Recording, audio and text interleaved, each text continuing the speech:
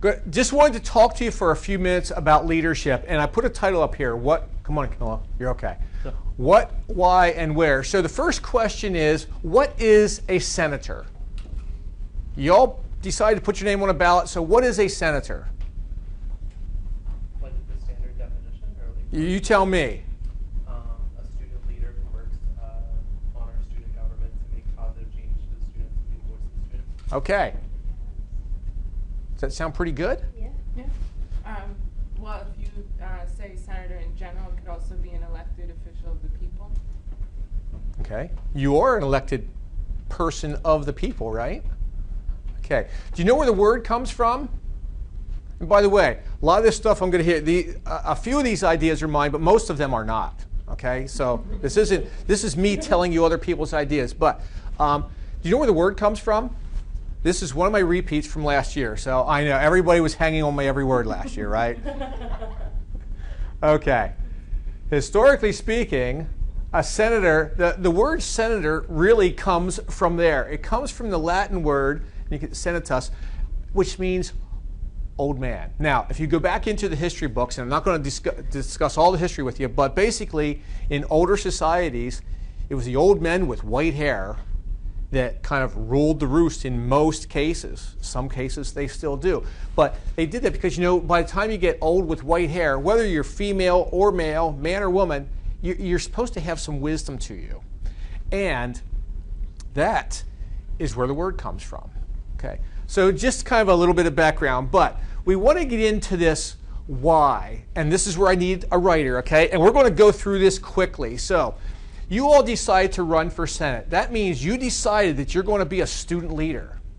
So I want to know why. Jeff wants to know why do you want to be a student leader? Now, I'm going to give you some real answers in a few minutes, but tell us why. Why do you want to be a student leader? Am I writing about Just throw some reasons out. to make a difference? Make a difference.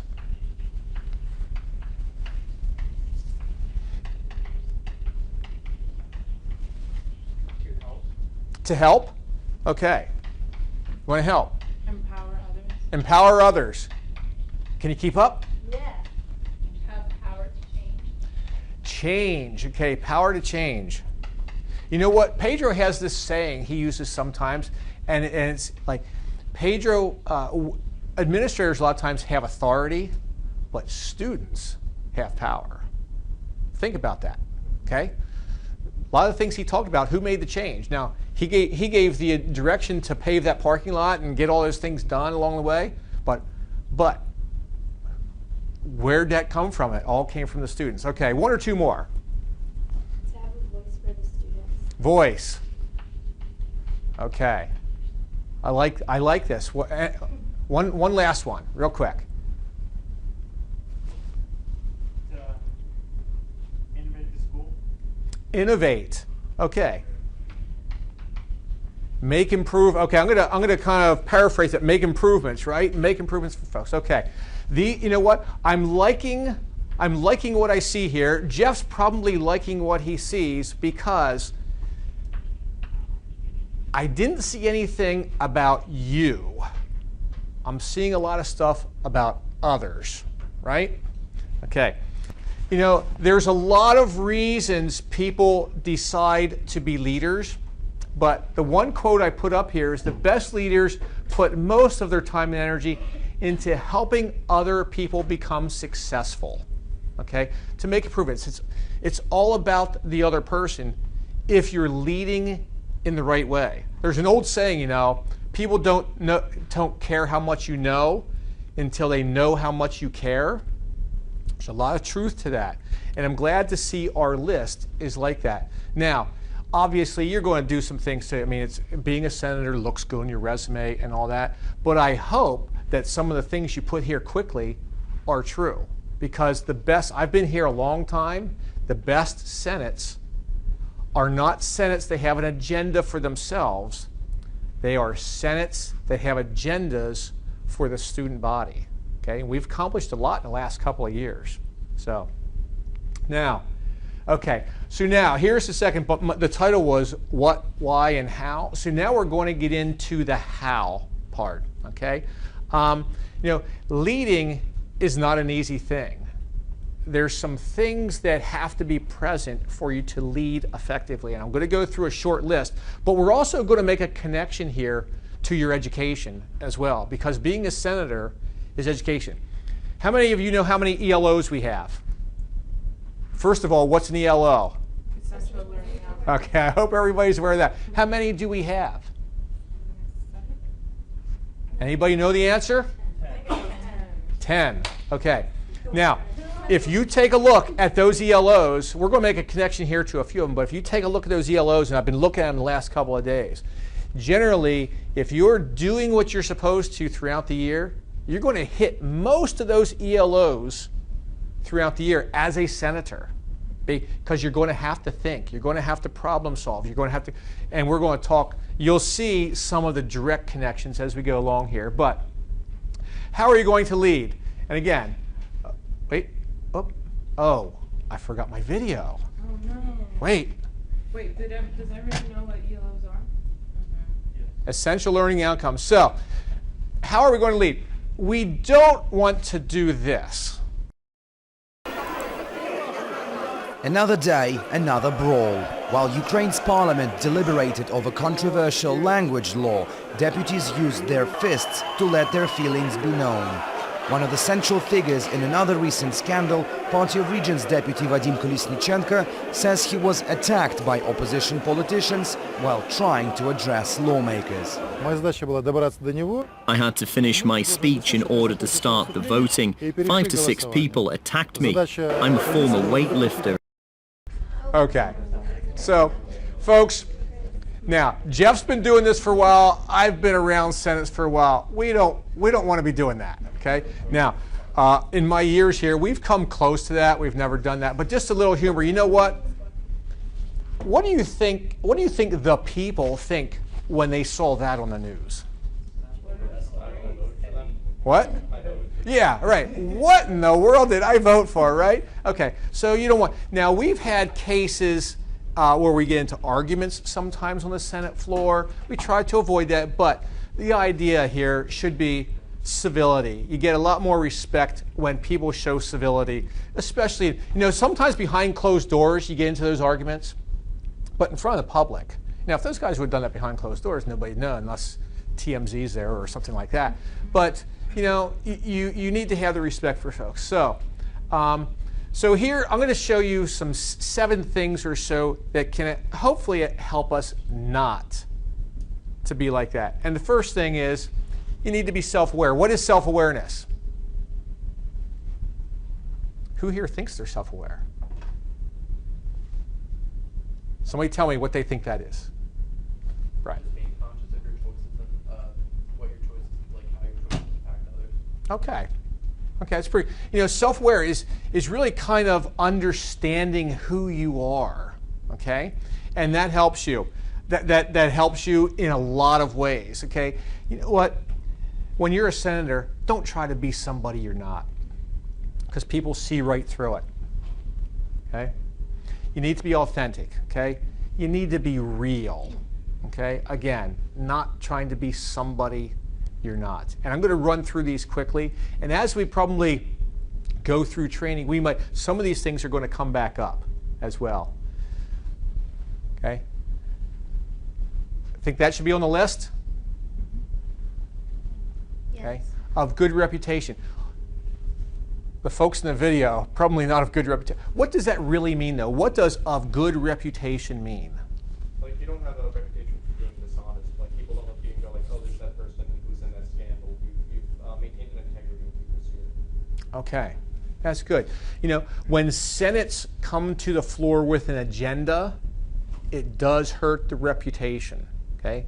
Again, people are going to see that. If you're always on for your thing only, that's going to detract from your reputation. If you're someone that's out there and the students know you're fighting for them, that's going to help your reputation. Ethical. We could probably do a whole session on this, right, Jeff? Yes. Ethical behavior. So, what's it mean to be ethical?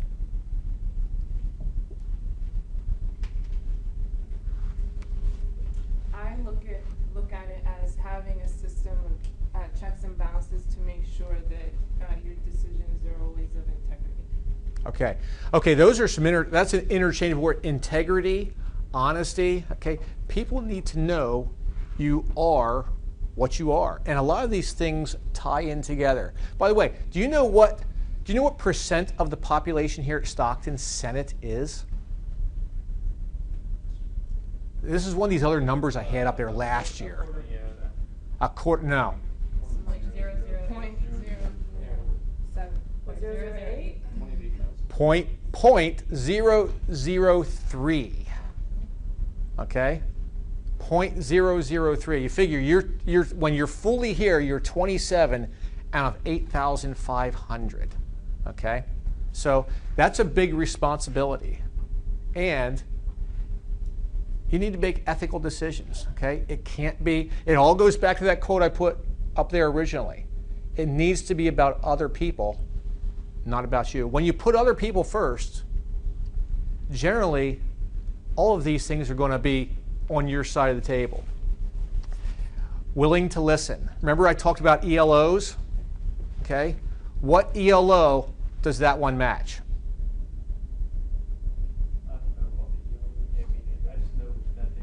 Okay. There's a big one. We will answer that shortly. Okay. But you know what? Sometimes we talk too much and don't listen enough. It should be the other way around. Listen more, talk less, okay? Because you have to listen to find out what issues are out there. Okay? Able to communicate, okay? Listening is a form of communication, but communication goes both ways, right? Got to be able to talk. Haven't seen too many folks get elected to the U.S. Senate that can't communicate very well. We might not like what they're saying, but they do have an ability to communicate. Was that 6? There's one more. Why is that on there? And again, look at the title. You know, the original text I took this from, the title was 7 Effective Traits of a Good Government Leader. That was the title of the segment. So, why optimistic? I think because if you're going to be leading a group of people, they look up to you, you should be the one that's like having a positive mindset so that they also believe in what you believe in. So, Okay. I found that generally, sometimes if you're more optimistic about things, maybe even when people don't know the situation, they're like, oh, well, she seems happy about it, so maybe it's a good thing, maybe we should look into it, and then they start to agree with it more. And also, if you're like not an optimistic person, then not much is you can't be effective if you're being like a Debbie Downer about everything. You're not going to get many things done if you don't believe that you can. Okay. Yeah, you know what? You hit a good point. Nobody likes to be around a Debbie Downer, as you would say. But you know what? Isn't it more fun? Go ahead. I was going to say, I think it's kind of pretty optimistic because you take on a visionary leadership kind of role, and you can't really have a vision if you're speaking pessimistically or even realistically. You need to aim higher. Okay. That kind of leaves a bad taste in people's mouths. It does, doesn't it? You know, who wants to be around someone negative all the time, right? Jeff, do you want to be around anybody negative? I love negative. No. No. You know the person that sees the glass half empty instead of half full, that type of thing. But nobody's following people who are negative all the time. And to be effective, you have to have people who want to follow you. And I think you need to be optimistic when you're communicating with students. They may come with you to a problem, but sometimes they already have a solution ready. And like you can't, like maybe in your head you're thinking, oh, like I don't know if that's possible, but you can't really say that to the student because then it just leaves a bad taste in their mouth, like they were saying with that. Any type of solution that they're going to give you. Yep. Good. And you know what? And there's Jeff and I talk about this once in a while. There's a you know, I don't like when people say we have a real problem. I like to refer to that as we have a challenge. You know, we just came from a meeting right before here, and we were talking about the successes of the past year and everything. But you know what? It's fun to be in a room of problem solvers.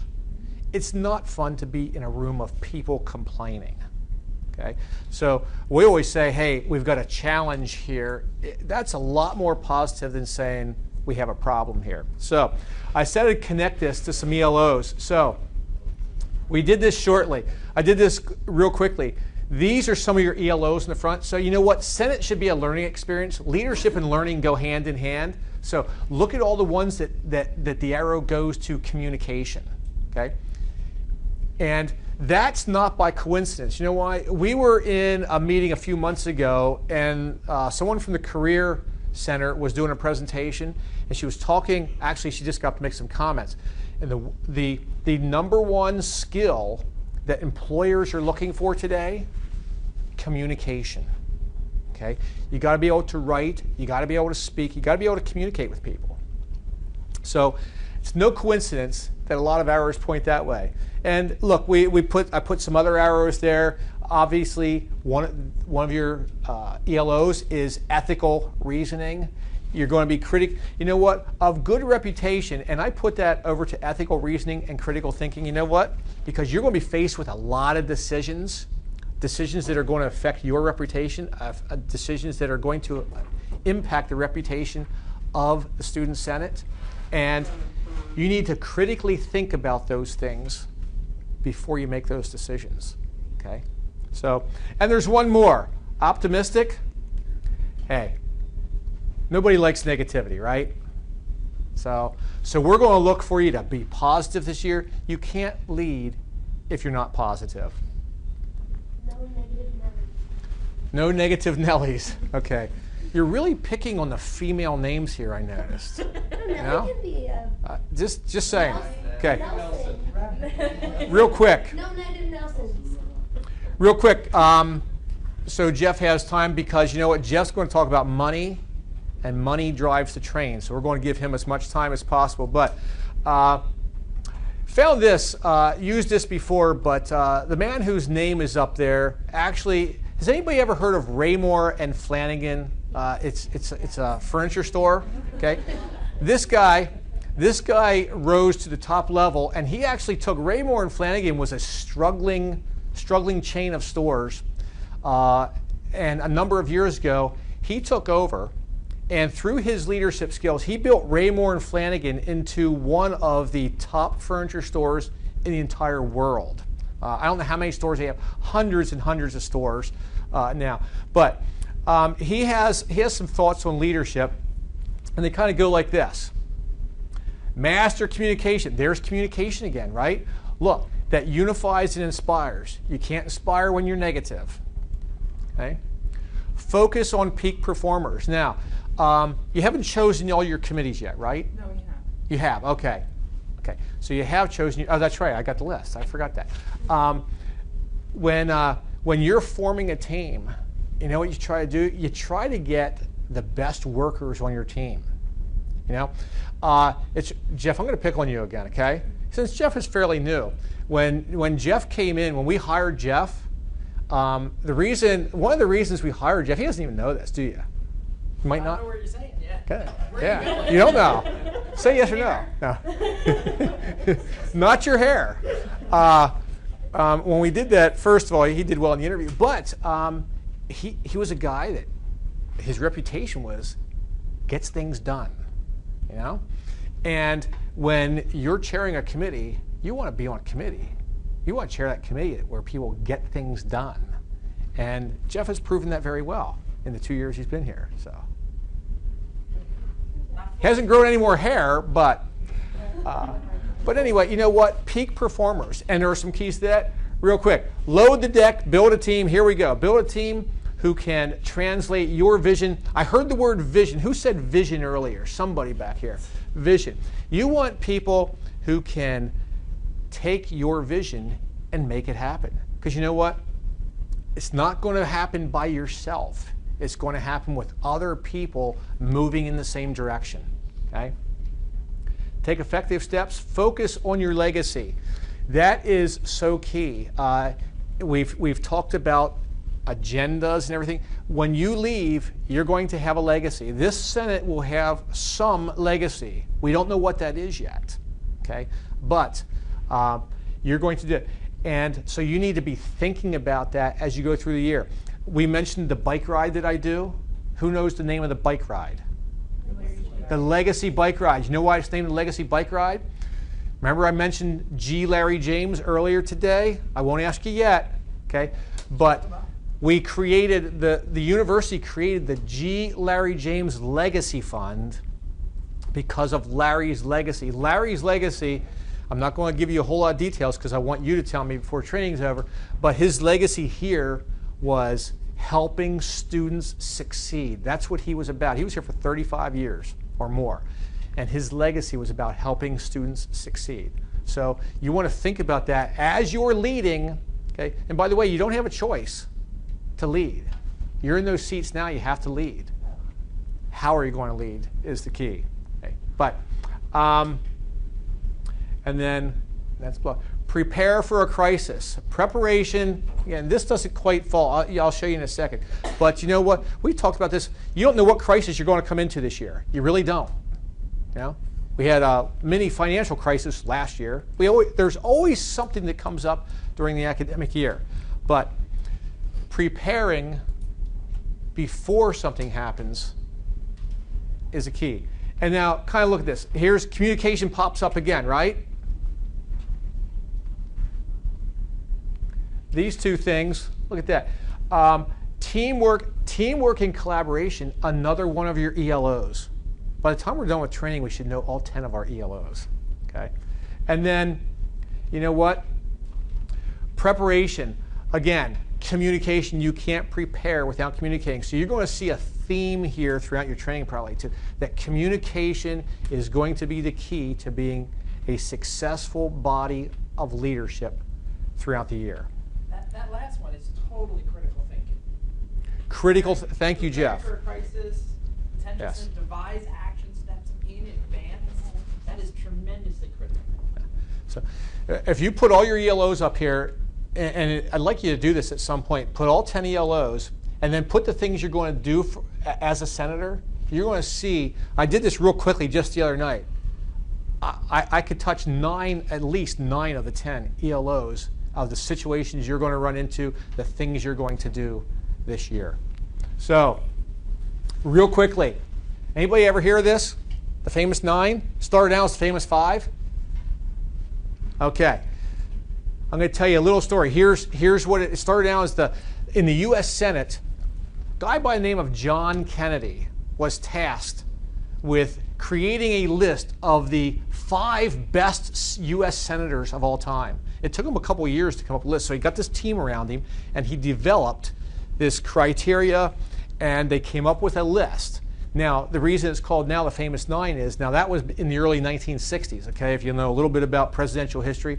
Early 60s is when they came up with this. And by the way, it got him like a Pulitzer Prize too, his development of this criteria and all this stuff. But then it grew to, as time went on, it grew to 7 senators, and now it's up to 9 senators. And here's how they did this. The requirements for greatness were acts of statesmanship. Okay, that's another term that should be familiar to you. Statesmanship, we talked about some of these things, you know, of good reputation, critical thinking. Those are all things that kind of combine to make what we would say maybe as a stately senator. It's someone of good reputation. Broader definition, wisdom and skill in the management of public affairs.